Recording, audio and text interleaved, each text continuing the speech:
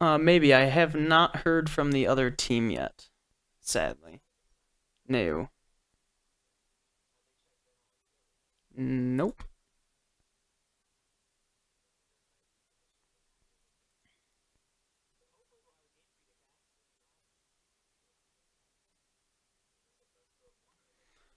It's a best of one.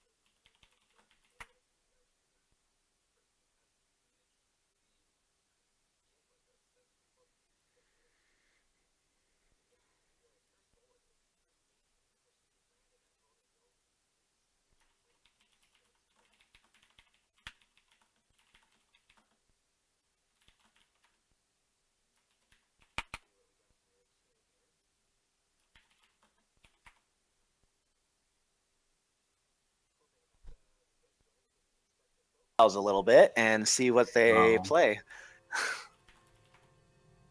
So we have the support player, most games on Brightwing. Rhaegar's a close second. 3,000 support games for Tiffany. It's a lot of support games. Got Gosum on here. Nearly 6,000 total game played. Masters 617. Diamond 5 in Hero League. Yeah. And we got a D4 Fundamentals, whose most games are played are on Abathur, which is interesting. He has a lot of assassin games played, so I'm guessing he'll be an assassin in this matchup.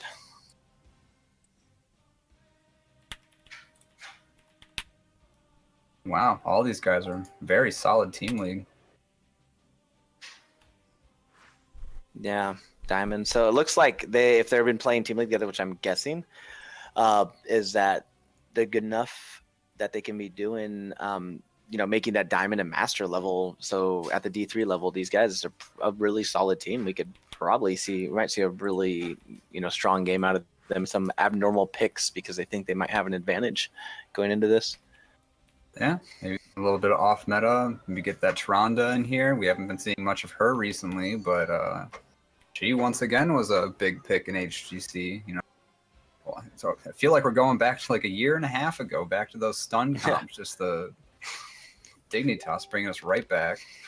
We get Tyrande, Diablo, all the way back. So yeah, we have still nothing from the other team. So hopefully, if you guys are out there, need to get in here. Yeah, I went through and started to add all of them as friends, hoping someone will accept. Yeah. And we'll check and see if any of them have signed in. I'll slide over here. Got Super Dave back in here. Getting his ass kicked in Towers of Doom, apparently. Towers of Doom. Okay, Cheer League. What do we cast and watch? Live matches? Renegades. There's a pro game not casted. Look at that. Watch upcoming matches. Joining. Ooh. 603 Hero League, Masters, and Plat 2 and Team League.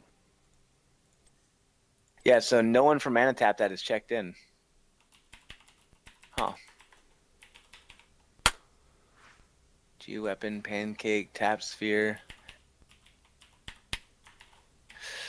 Might have to go get Marvin back in here and get John back on and do some scrims. Oh, we got Veil Slide just joined. Yeah.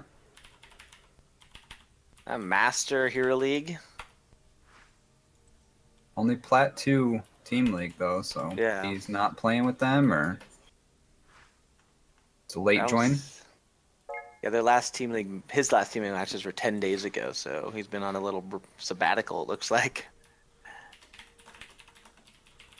Let me see here. Murden. So he's their tank player, it looks like. A lot of Murden games. He has a lot of assassin games too, though.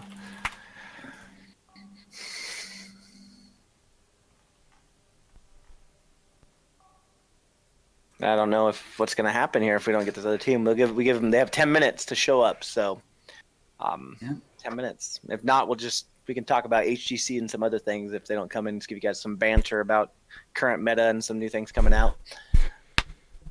Probius, man, I am so excited.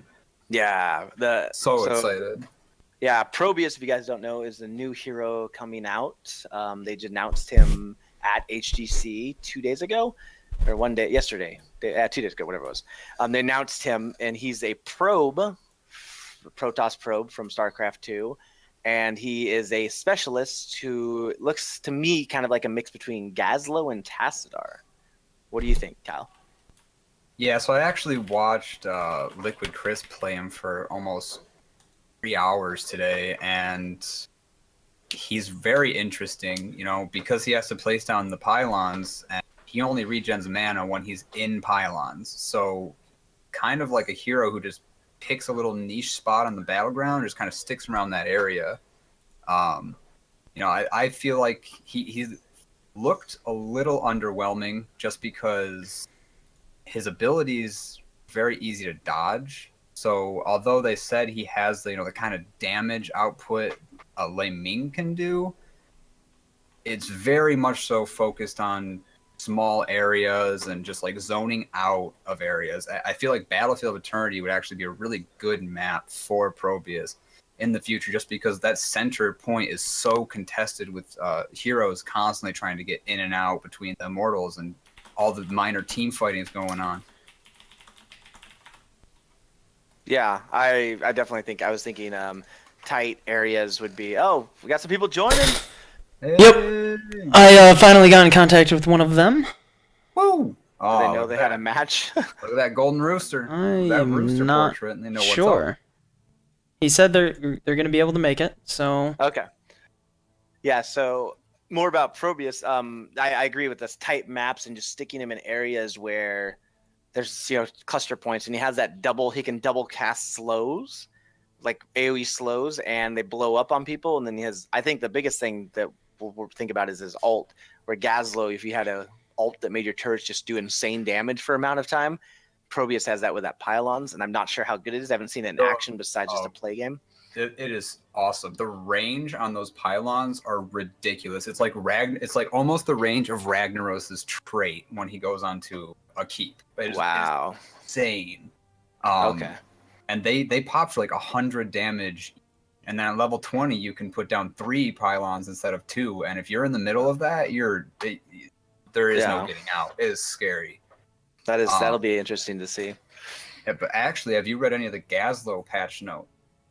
I have. I've actually went through the patch notes and saw the armor changes to warriors, which I think will be really interesting. Oh, yeah. Niching warriors into either armor, physical tanks for auto attack heroes, or magic tanks. That'll definitely. I mean, that's already kind of happened, but now it's just more so the case. So I thought that was cool. What did you think about the Gazlo changes? I really like them. They basically said that Probius is going to be our turret mage, and Gazlo is going to be our turret auto attacker. And I think Gazlo is going to be ridiculously overpowered at the beginning of this. His Robo Goblin, you can activate it to get 30% movement speed and 30 armor. For 5 seconds, just straight up. It is ridiculous. And you do 100% more damage to everything. You don't get 200% more damage to PvE elements, but you get 100% more damage to everything across the board. So he can 5-shot a Vala at level 20. Nice. I did see also his turrets at level 1 now you can control. And before you had to get the talent to be able to control them. So being able to make your turrets shoot something is a pretty powerful thing. Like focus target something, that's going to be a pretty big deal. Oh yeah. It's I'm really excited for him. I haven't personally played much Gazlo, but I'm honestly afraid of the amount of just if you got a Gazlo and a Probius on the same team, there'd be places on the map that you literally couldn't touch. It just would be off limits to you. I don't I'm really curious how they're gonna.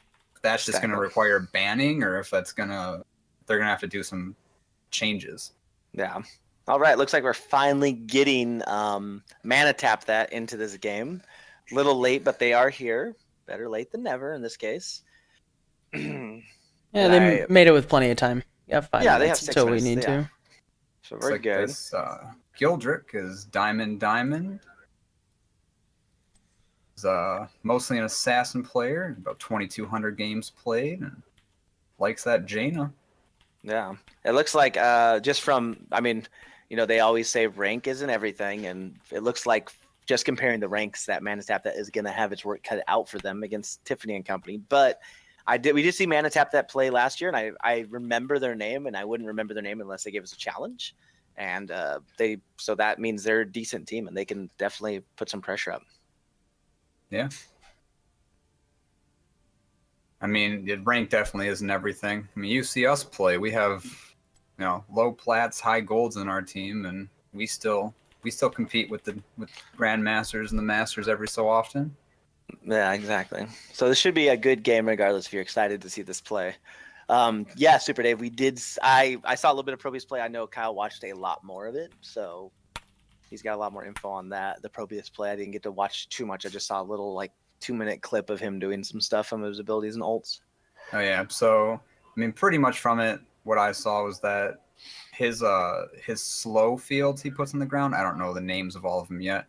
The ones that he could explode with his Q. Void Rift, right? Yeah, the Void Rift, the Ws. You can split 2 of them down, but the problem is they're a really short range, so he has to put himself pretty out there to get to land those slows in areas where it's going to make a huge difference. I think they're going to have to buff the range on that, nerf the damage maybe a little bit, but he just felt really, for how low a health pool hero he is, felt like he had to get really in there, and it put him in too much danger. So it looks like we are all ready to get on into the draft here. So let's go ahead and start this game. We'll be on Battlefield of Eternity. Love this map. Yeah, this is always a fun one.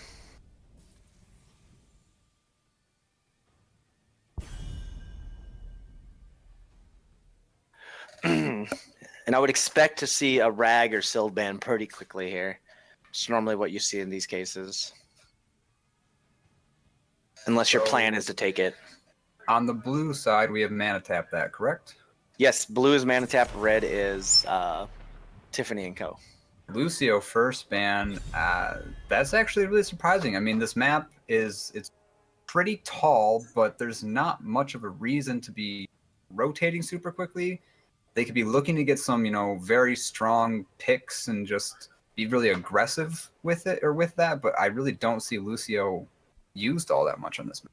Yeah, Go ahead. It could just be that they're uncomfortable playing against him still, Yeah. and or they're looking to get a first pick healer and ban out a couple. Yeah, I was thinking a lot of times we do the same strat. In this strat you see a lot is they'll ban Lucio. That leaves Rag and Sild for the other team to decide who to ban, and they'll get the one they don't ban. So it might be a tactic to try to get one of those heroes, Silver Rag, that you always see banned.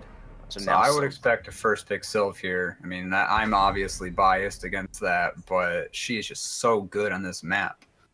Yeah, she is really strong on this map, and it'd be a fault not to take her unless you're trying to take a race comp like Greymane or something first.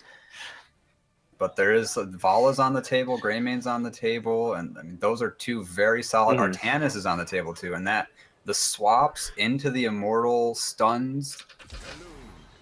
There's that first pick Malf. It's an interesting first pick. Malf is a really solid healer right now, and there's a lot of close gaps, so it's a good pick. But now you do leave Sylv open for the other team, and they can go Sylv Vala here. They have so many. I mean, if this was us, we would be so happy right now, just instant locking Sylv Vala. Yeah. But we'll see what happens. Yeah. And I mean, I know maybe the comfort pick, Malf is a really strong comfort pick for a lot of people. He's a healer that when you're good with him, you can really show the signs of that. And if you know that you want that healer, you pick him. Yeah. I mean, those roots are so powerful. Just anywhere, any map, anytime, Yeah.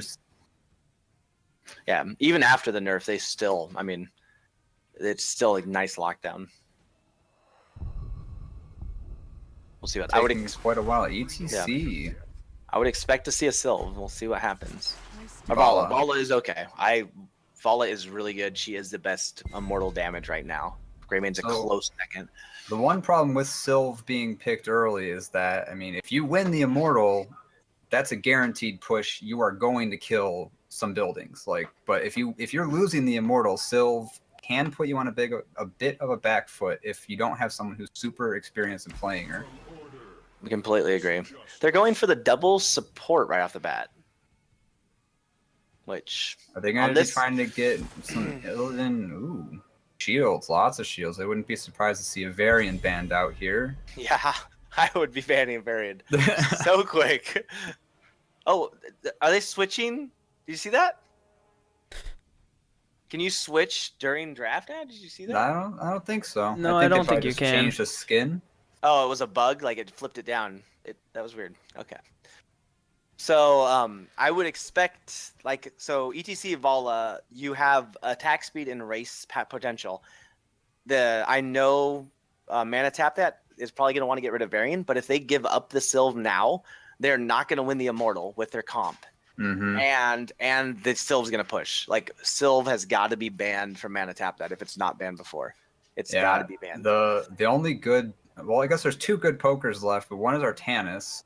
I mean, they already did double support with Azaria, so picking an Artanis into this probably is not the best idea in general. And then you have Ming, but Ming is not, I mean, she does a ton of damage, but her damage spikes really come out around 16 with the Mirror Ball. Mm-hmm. I would ban the Sylve. I don't. Yeah, unless they're confident that their opponents aren't going to pick her. Yeah, if they know something we don't about Sylve, like in their opponent's planer, but Sylve with Vala and ETC, they're gonna, and the Greymaine's banned, they're gonna win the Immortal race. They will win the Immortal race against Zarya, Tassadar, Malf. No matter what other two heroes they pick, they're gonna win that Immortal race. So you've got to get rid of Sylve and prevent them from doing that push against you. Thinking about the Tyrande ban. I don't. Tyrande would guarantee a Rhaegar. I'll be super surprised if they don't take Sylve. I mean, maybe they won't, but I could even see like a Sylve Artanis here or Sylve Varian, another tank, and just you can flex whatever healer you want. I mean, if you took a Sylve Artanis here, you'd have a solid front line. You'd have the swaps. You'd have the damage to follow up the swaps and the throw arounds, the stuns. And you'd be just guaranteed to win the Immortals as long as they don't kill you. Even if you just have pokes on those Immortals, you're going to win it. Yeah, I completely agree. And I think ManaTapThat may know something we don't, and that's the only. I hope that's what the case is, or if Sylve just doesn't get taken, and I don't know what I'm talking about. I mean, I know that we obviously think a lot around Sylvanas, but that is just because her trait is so overpowered in this. Varian Morales. Okay. I really like the Varian pick though. We call Shield Breaker and an Artanis. You got 3 shields to shield break. Yeah. Well, ManaTapThat doesn't have any damage. Thank you, Shenanigans, for hosting. Appreciate that. I mean, Artanis is going to be a little bit extra damage on the Immortal as long as he gets the level 1 talent. Amateur opponent, yeah. Yeah, but I don't know what's going on here. Where am I? What is this? I mean, I know that we said we wanted to go into this and see some off-meta strats, but this is about as off-meta as it gets. So, oh my gosh, I don't know how ManaTapThat's going to kill anyone. Super Dave said that he thought they were going to go Hammer, and that could have been honestly, I think Hammer might have been a pretty good pick right there, but then they go Gaz. You have no ability to kill anyone. Yeah, they have no burst damage at all. It's just sustained damage with turrets. So it's going to be purely just setting up and baiting them in. Yeah, you have to swap someone into Gaz's turrets, and then you have to get the root down and hope and hope it's not Varian who can parry all the turrets. But Right? I mean, unless Vala doesn't go Q build here, like if she goes Q build, they have the double tank now. Yeah, they have. Oh my god. So I mean, the Q build with Tyranda's Hunter's Mark is just going to be poking at the Immortal as long as they want. They don't need to win any fights. They can just keep poking. Yeah, and Sylve doesn't even get taken, which, I mean, at the point where you have that, you can just go Tyrande, and you know they're not going to kill you with a second healer now. There's no way your team will. I mean, I could be completely wrong. If Task goes straight damage, Mouth goes straight damage, Zarya goes straight damage, they might be able to put out enough. I think they're gonna have a really hard time killing people. I just think it's gonna be hard for them.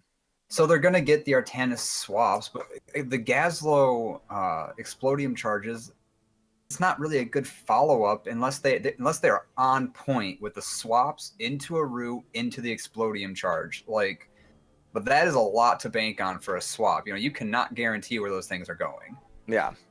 Unless they're able to pick off Vala in the beginning of the fight, then I think it'll be a different story, since Vala is the bulk of the damage and on also, the side of Tiffany&Co.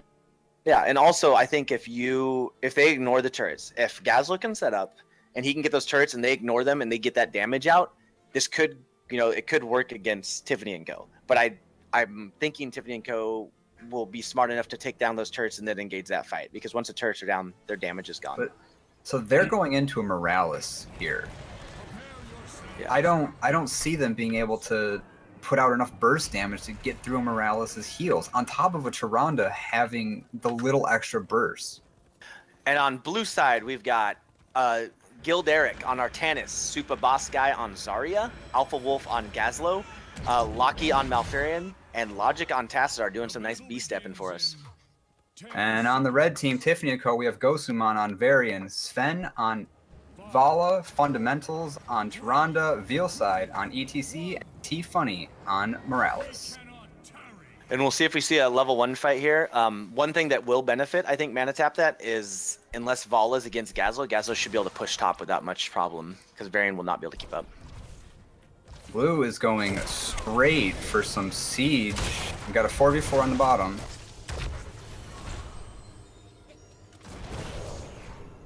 And we do see level 1 talents. We do see a little bit of... Oh, there's a swap. We got a swap on Tyrande, but she will get out easily. That double heals damage. Okay, yeah, they're focusing fire. That was a great power slide by ETC to knock them out and not let them follow up on that Artanis swap. Yeah, and we do see Varian getting taken advantage of top, and this was something I was worried about. Yeah, Gazlo's fully set up, and I don't think there's much Varian can do against the Gazlo. Yeah. And this might be on ManaTapThat's plan, is hopefully to get a good push with Gazlo while this is going on and taking advantage of that. So Morales is down to half health, and at the beginning of the game, Morales' half mana, and Morales' mana is and we see Zarya getting caught out, and the stun by Tyrande followed up by the mark is just too much. There's not enough shields to protect her from that. So is there anything with the level 1 talents that you guys see that you just find Templar's interesting Will or anything? On Tassadar is interesting. Most people don't go that, but I think he's going purely attack build. So we do see Vala doing her Q build. We got Monster Hunter in the beginning. It does so much damage to the Immortals. It is an amazing build on this map. I do not 100% agree with that. Yeah. We'll see an early advantage here. Go to ManaTapThat getting on the Immortal really quick. Just allow him to close it up. I would expect Gazlo to start setting up on where the Immortal swaps to. But look at how much faster that blue Immortal is going down. Like, yeah. That's just the power of Tyrande Vala here. Especially with the ETC, like that extra attack speed. Yeah, you have the opposite sides. This is going to be a straight race, so... And Gazlo was not set up to yet. Block. So this will be... It'll go to blue, I'm guessing, just from the mark and the damage. We'll see. It's close, it's close, it's close! ManaTapThat wins it. It's crazy, just barely, without being Gazlo set up. Very impressive. Yeah. And the funny thing is, I think ETC actually gave Zarya some shields there, which allowed her to do enough damage to get that down first. Yeah, I mean, if they just don't focus the Zarya, that's a lot of their damage gone. Yeah. Hey, look, Zarya is doing almost all, or keeping up there with her hero damage. Gazlo just barely took a lead. Yeah. This early lead is what is going to give ManaTapThat hopefully some ability to do some stuff if they keep this early lead and take advantage of it. That Immortal is dropped pretty quickly, though. And they have Gazlo up top doing quite a bit of damage. He's taking down the wall. And Zarya, nice swap! Morales. Medic is stuck behind the line. Mouth is getting on her good, but there's not enough damage to finish her up. That ETC stun was perfect. We'll right through 3 members of ManaTapThat to save Morales' life. Yeah. And this is that damage output that's just not happening for ManaTapThat when they get those swaps. We'll see if that changes as time goes on, though. The route was anticipated for her to run back towards the keep, so that was the reason she lived. It was a good call on Morales to go south. And we haven't seen Vala or Zarya take up the level 4 talent yet. It's just kind of interesting because Vala's level 4 talent should be stacking right now, so she's missing stack opportunities. Varian did take shield wall, so he is going to be a little more durable, but Gazlo is through the top wall, and he is looking to push this for this fort. Most definitely. I'm thinking that what needs to happen is for Tiffany&Co, they need to just get to 10 because 10 is when they're going to start to win. Their advantage of just having the damage versus no damage is going to be what helps them win this. You got the B-stepping from Logic already. I do not think it is. I think it's way too early in this game for any sort of actions like that right now. Yeah. Oh, we have the Vala rotating up on the Gazlo. The Gazlo's really low. She is going to kill him. Look at all those turrets. Oh my, oh my God. Going to die. Gazlo lives. Whoa. Oh, was that 6 turrets now? That was 6 turrets. Vala melted. Yeah, oh my goodness. I wonder if she had taken her Q earlier, she would have had enough damage to do something there. She just took her Q as she ran up. I'm not sure if she even got a Q off there. Like, she died. She was not expecting to take that much damage. And Vala being their main damager on this Immortal is going to put them behind enough that you might see ManaTapThat take the lead on this. ManaTapThat wins the first phase by 3,000. Yeah. Looks like they're going to try defense here on Tiffany&Co. With Vala DPS in. They're still getting a lot of damage off those turrets. Are doing a lot of damage and zoning out. Gazlo is got the stun on Gazlo. Zarya coming in and disrupting like she's supposed to. No focus fire either on the part of Tiffany&Co. Oh, and the medic gets swapped. Artanis, great swap, picking her off, and Gazlo damages on her, and she is down. Medic is one of the last ones to back out, and Artanis just looking for that. Yeah. Be interesting. This push is gonna go, and it's gonna get them level 10 pretty quickly on ManaTapThat's side. This level advantage for them is going to be a very large hurdle for Tiffany&Co to overcome. Oh, the swap nice on Toronto. Gildirect, man. He's swapping all day, man. He is rocking the swaps. We'll see how much more push they can get out of this. That Immortal's still got full health. They are fully relying on Zarya hero damage. She is at 19,000 to Vala's 15,000. Yeah, she is. It'd be interesting to see what happens when Varian gets shield breaker. Yeah, as soon as, I mean, if they don't end the game before that. Yeah, a medic gets swapped again. No damage follow-up, but nice swap. This advantage is huge for ManaTapThat. Keep goes down. They're up 3 levels and a heroic lead. This is going to be very difficult for Tiffany&Co to come back from, but it is not impossible. Ooh, a little greedy swap. If ETC was paying attention, that would have been a dead Artanis, I think. Yeah, so one thing, Tiffany&Co, they know if they can get to 10 and beyond, they should be able to win the team fights, but getting there is being an issue as ManaTapThat is pushing that early game advantage as much as possible. That Gazlo in the beginning getting a full wall up top while the Immortal got the full keep or fort bottom, that huge experience lead. Yeah, I think a lot of that they needed to put Vala against Gazlo and they didn't early enough. I think they're looking for a couple early kills just because team comp feels like they should have been able to get it, but he did go Robo Goblin, so you're seeing a lot of damage on structures coming out. They're gonna try to end this game as quickly as possible, knowing that they don't have the advantage later on. Tiffany&Co still more than half a level away from their ultimates. This keep is gonna fall. Yeah, this is really bad position.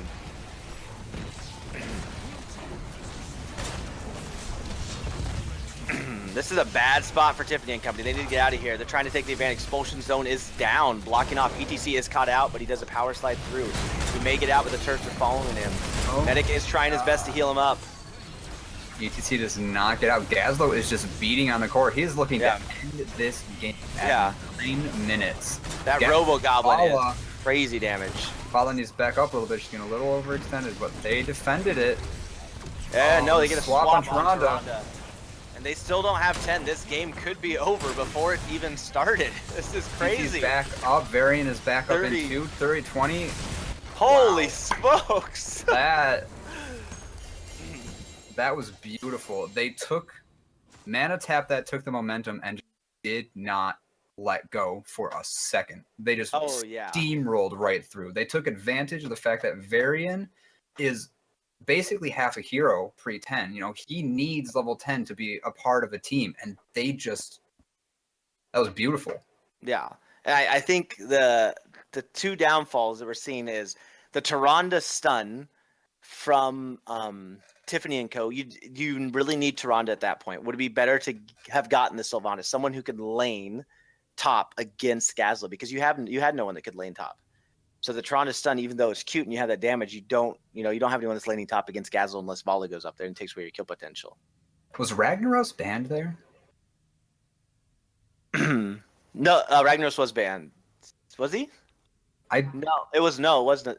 Was it? I have to go back and check. I don't remember. But I mean, yeah, they needed someone. Varian solo laning against a strong laner like Gazlo. It's just and I mean, Ragnaros was the second ban. First ban by Tiffany&Co. So I think a big part of this is that ManaTapThat didn't have damage. Like they didn't have hero damage. It doesn't show from the screen, but they don't have the ability. Like you can look at Tyrande and ETC, or Tyrande and Vala are doing as much hero damage as Arizel when doing hero damage.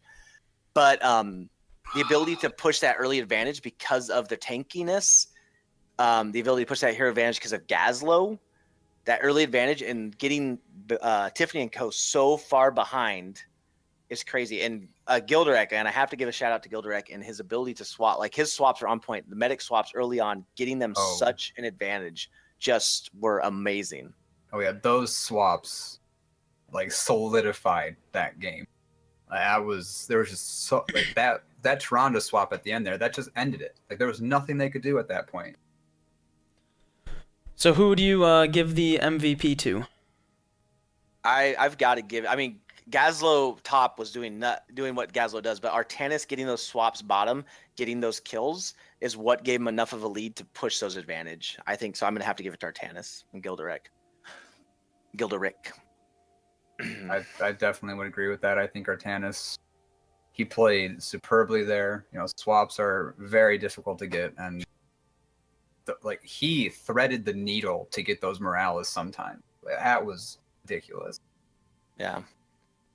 Yeah, so I mean, the couple missed opportunities from just having the right rotations. I think you needed to have Vala top for Tiffany&Co. to counter Gazlo, and I think that Tyrande, although a cute pick, you got to get 10 in order for that your comp to be viable, and you didn't get you have to get 10 to get there, and it wasn't happening for them. I think one point that kind of just solidified the momentum in ManaTapThat's favor was when Vala ran up to try to kill the Gazlo and ended up dying to the turrets. Yeah, that was huge. A huge. Like she went really deep, really fast, not expecting the turrets to do quite so much damage, and all she needed was 1W and 1Q hit, and that Gazlo was dead. And I think the momentum of that entire game would have been switched if that would have happened. Yeah, I completely agree. Getting that dying to the Gazlo turret's top and was a big deal. and not having the ability to do. They had 1 kill and it was on Zarya, so like they weren't able to secure kills, which their comp. If you look at their comp, they should be able to secure kills with the things going on that they had. Yeah, I mean, the moment they hit 10, they could have picked off anyone they wanted. You know, they were just playing for that 10 on Varian, but